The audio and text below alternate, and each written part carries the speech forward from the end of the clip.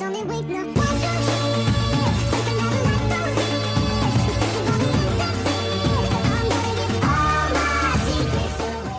les traigo los efectos sonidos de músicas típicas que usan en YouTube.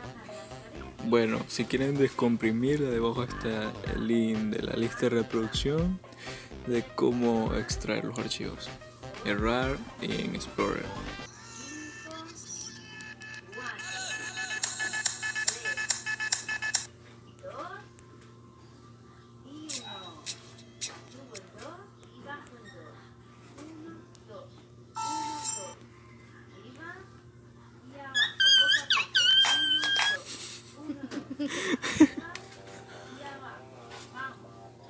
Virtual. Ok, no le voy a hacer tanto spoiler, ya tú sabes.